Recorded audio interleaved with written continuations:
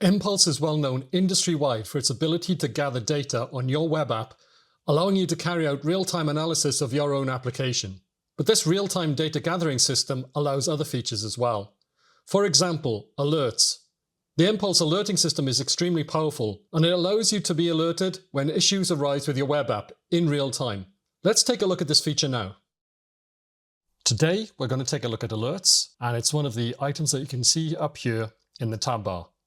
Alerts are a companion to our dashboard system, and they allow you to use the timers, metrics, and dimensions that we record for your web app. You may be familiar with our dashboards. Let's take a quick look at a dashboard before we go and have a look at alerts, because that will give you an idea of where alerts come in for you. If we go to the dashboard tab and we open up, let's say, my page load dashboard, you'll see that it has two widgets in it. They're both showing the page load of our website, but one has been filtered down. So let's take a look at the top one, which is not filtered. You can see that it's spanning a 24-hour period, and overall our website's actually doing pretty well. You can see that it's loading between 3 seconds and about 2.5 seconds, and that's pretty consistent across the range.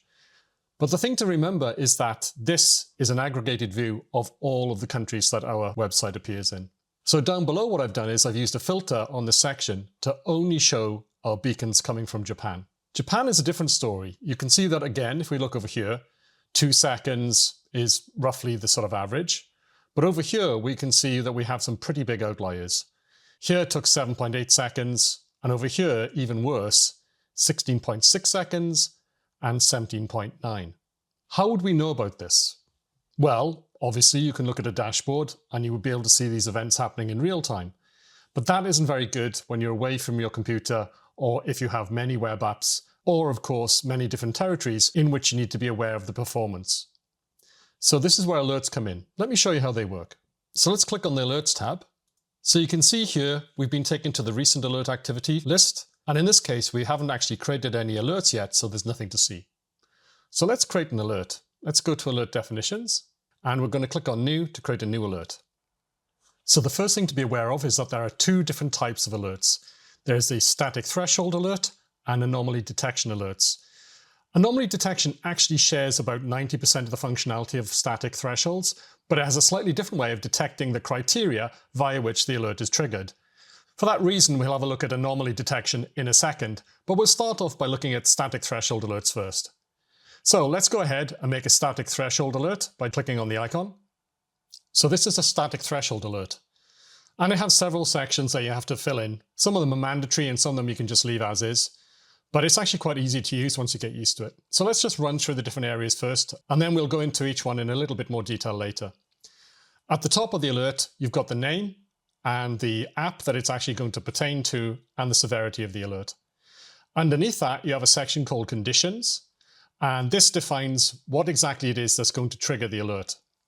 Below that then you have time options, which allows you to limit the time periods during which the alert is active. And then finally we have actions, and these are carried out when the alert actually triggers. So as you can see, that's all pretty clear. So let's go back to the top, and as I said, we'll run through each section in a little bit more detail. So the first section contains its name and the app that the alert is going to be looking at, and then the severity of the alert. So I'm going to give this a name. I'm just going to call it my static alert. And I'm going to leave it on mPulse demo. And I'm going to choose that this particular alert is going to have a high severity. This is arbitrary. This is up to you. You can actually decide exactly how severe you want this alert to be. It's not defined by anything that actually gets tested. So the next section is conditions. And as you can see, we have criteria, some values to define exactly how those criteria are going to be used, and then we have dimension filters. Dimension filters allow us to actually focus exactly how the alert is going to be triggered a little bit more. So as you can see, we have one criteria already. It's a timer and it's page load.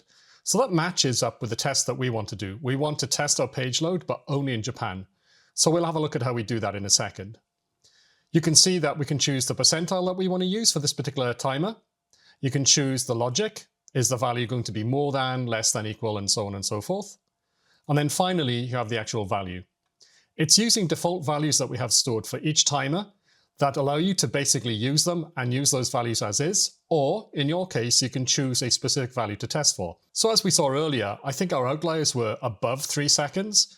So I think really we can probably just go for using 4 seconds as the page load time. So it looks like in this case, the default is actually perfect for us. Now, if we wanted to, we could choose a second criteria. So we can click on Add Criteria, and then we can have another timer, or it can be a metric, let's say the bounce rate. And then again, we can set the values that we want to see here. When you have more than one criteria, this value comes into play. This means that obviously all the criteria have to match, otherwise the alert isn't going to trigger. Alternatively, you can say that if any of the criteria match, then the alert will trigger. So it's up to you whether you have several criteria, any of which may trigger the alert, or you can, as you see, make it so that all have to match. And then you can choose the duration of the criteria. You may not want it that it triggers immediately. You may want some criteria to persist for a certain period of time. And with these two values here, you can actually set that to be exactly the way you want it to be. So let's get rid of this criteria because I don't want to use it. Because don't forget, we're just going to look for page load. And in this case, we need to narrow down our alert just to Japan. So we're going to add a filter. Now, dimension filters work in exactly the same way as they do in dashboards. They allow us to narrow down our data, or in this case, our view on the data. So we're going to choose a country. So go down to country down here, select that. I'm not interested in a region, but I could, if I wanted to, choose a region of a country as well. But in this case, I want to say when the country is, and I click on here. And if I start typing in Japan, as you can see, it will filter down the view. We can just choose Japan here. Now, this is a multi-list. So you can, if you wish, choose a range of countries that the alert takes place in. So there we go. We've now narrowed it down to Japan. As I said, if you wanted to, you could click on regions, and then you could actually choose a single region or several regions in Japan where the alert actually applies to. So let's just turn that off. Okay, I think we made quite a few changes there. This is now a viable alert. So I'm going to save it by clicking on the Save button. And next, we'll take a look at the time options. So the time options section is relatively simple. It just allows us to control exactly when our alert is active. We can choose to narrow it down to certain days of the week between certain time ranges. It's up to us really. And with this UI, you can do that. So for example, if we wanted our alert to only be active on the weekend, we can turn off all the weekdays. And now it's only active on Sunday and Saturday. We might want to set a certain time range. So for instance, we start off here between midnight and midnight. When it's set that way, it actually means that it's always active. And it's actually in this situation where the time zone doesn't actually matter. It only actually is useful when you set a time range, because it's only at that point that it matters which particular time zone you're setting that time range in. Now in this case, as you can see, it's set as Los Angeles, but we could obviously change it to anywhere in the world. I'm in London, so let's have a look down here. And then we're going to go for Europe, London. I'm going to say I want it to run between midnight and let's say midday. So let's say 12 p.m. There we go. So now our alert is only active between the hours of midnight to midday. Again, if I wanted to go back to it being active all the time, I just need to set it back to 12 a.m. midnight. And now it's active all of the time. So as you can see, the time options are pretty simple. They allow us to narrow down our alerts to only be active during certain time periods. Next, let's take a look at actions. So actions are actually one of the most powerful and flexible features of our alerting system. They basically send you an alert. It's how you get notified when an alert triggers. By default, each alert, when it's created, has an annotation action. And right now, in the new user interface for mPulse, we don't actually feature annotations, but they are turned on by default. And when we implement those features, they will actually work. Another action that's supplied by default is an email action. So this is an automatically generated email that can be sent to you. And out of the box, when you create an alert, it's already set up to send you a useful email that will let you know that your alert is triggered based on the criteria that you have set. So you can see you have a bubble here, and bubbles can either be draggable or they are created as you type. You can type in a name here within your organization, and an automatic field will pop up and list all of the emails that you can actually send your alert to. Next, you have subject. This field allows you to type in text, and it also allows you to drag in bubbles from the right-hand side. So for an example, I could say the severity is this. Now the severity is actually based on the value of the severity that we set at the top of the form. And the alert name will be the name of the alert as we set at the top of the form. But like I said, we might want to have some custom text, whatever that is. And then if we wanted to, let's say we might want to put the tenant that we're using. So you could drag in the bubble and drop it here. Now let's go back to the default subject. As I said, this is completely custom. You can write whatever you want here and you can use these bubbles to fill in values for you. The next thing is the automatic email. Do you see this toggle here? By default, all emails when they're created are in automatic mode. And what that means is the text that you see here is based on the criteria at the top of the page. And you can actually see that. It says that the timer page load, and you can see it's got the same percentages at the top of the page. It's going to actually display this as a text value in our email.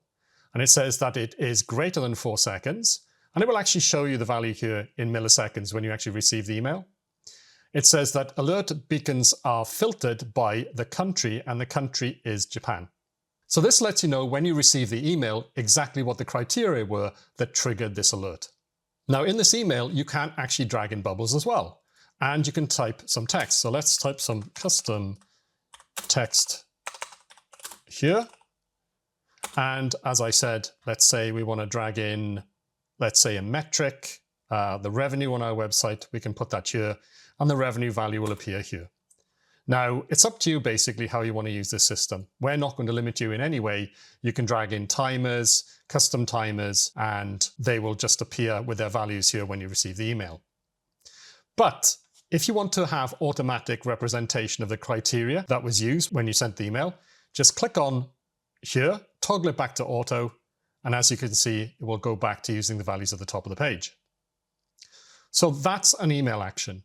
Very simple to use, very powerful. Let's add another action. As you can see, we have a choice of different actions. If you wish, you could send another email. In fact, you could send as many emails as you wish, each one tailored to different purposes, all based on the same alert triggering. You could send a webhook. Now, obviously with that, you can, well, let's do it. Let's create a webhook. And you can see that down here, it's sending the page load value. In this case, it doesn't actually set the filters, but it is using an automatic system again. So if we were to add more criteria, let's do that. Let's add another criteria up here. Let's say a metric, bounce rate. If we go back down to here, you can see that both our email and our webhook have updated, and the automatic URL has been updated as well. Of course, you need to type in a real URL here. This is just a placeholder for you to type in your real value for your particular webhook target.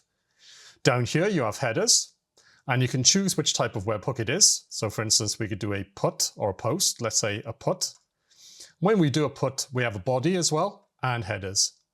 So here you could type in a header value.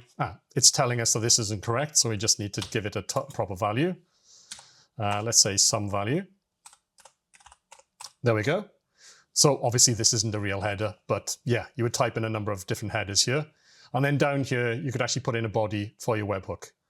These are optional. You don't have to do that. You can just choose which type of webhook you want to use, fill in the values that you want to use, and it will automatically be sent when the alert is triggered. So let's just get rid of that. And let's take a quick look at the other actions we can add. We can add a message sent to PagerDuty. So let's click on here. For PagerDuty, you need to enter your service API key, whatever it is that's been given to you as part of your PagerDuty installation. You can see here that it has to have exactly 32 characters. I'm not going to bother typing that in here, but if you enter the correct API key, this will become valid. Next, you can type in a description here for your particular alert. This, unfortunately, is not automatic due to the space restrictions in a PagerDuty message. But underneath, as you can see, there's a list where you can actually send details as well. And by default, we have the environment, the tenant, and the alert name as details. You can get rid of these, and you can actually drag in other, let's see, say severity. Yeah, we can add a severity here. And those details will be then sent along to you along with your PagerDuty. Next, let's take a look at Slack. And Slack, as you can see, needs a valid Slack URL, a channel name. Once you've entered those, it's going to work. But Slack does actually feature the automatic message system. So you can see right now it's set to auto. But again, if we want to, we can type some custom text. or we can go back to using the auto message. So that's it for the static alert. This is now ready to go, but as you can see, we've got this, so we want to get rid of that. Country set as Japan. We're going to receive an email. The Slack message won't send because we haven't filled in the details here. So let's just get rid of the Slack message, and we'll just stick with the email for now, and we'll just save this. And what we'll do next is we'll move on and we'll take a look at the anomaly alert. So here we are, we're back at the alert definitions list. And as we can see, my static alert is here. It's active. In other words, it's enabled. If any beacons come in from our Japan area, which are over, 4 seconds long, this should trigger. So next, as I said, let's make a anomaly detection alert. And I'll click on here to do that. And if we look at it, you'll notice that pretty much everything is the same. The name, the app selector, the severity selector, the conditional area, that's different. Time options are the same. And as you can see down here, we've got the action area, and that's the same as with the static alert. So if we go back and have a look at conditions, you can see that we only have one condition here, one timer, or one metric. And the reason for that is that the anomaly detection alert will actually learn the normal behavior of your website for a specific criteria. So in this case, if you select page load, it will determine what the normal page load is for that particular area, and then it will then trigger when it spots an anomaly. How big an anomaly does it have to be? Well, that's down to you. You can see just below, you've got a detection sensitivity area, and you can see right now by default it's set as normal. You can make it less sensitive, more sensitive, most sensitive. It's up to you. And you would actually have to play around with this and try out this alerting system to see exactly how sensitive you need it to be for your purposes. Again, you can also filter by a dimension, so you can actually limit this alert to looking at, well, for instance, page load in a certain country, and you can add more than one filter. So for instance, you could filter by a certain country and by a device type. For instance, if you only wanted to see beacons that were being triggered by iPhones. And that's it. That's basically the difference between a static alert and an anomaly detection alert. With a static alert, you have to set up the criteria specifically, and that may suit you, or it may suit your purposes that you just set an anomaly, set a timer or metric, set the sensitivity, and then leave it to detect away. So let's actually fill in the form. I wanted to make it more sensitive, so I'm going to say that instead of it having to have persisted for at least 5 minutes, just let's make it 1 minute. That'll make it more sensitive. This, obviously, we want to put on most. Okay, that's good. Next, I want to add the filters. So we're going to add 2 filters.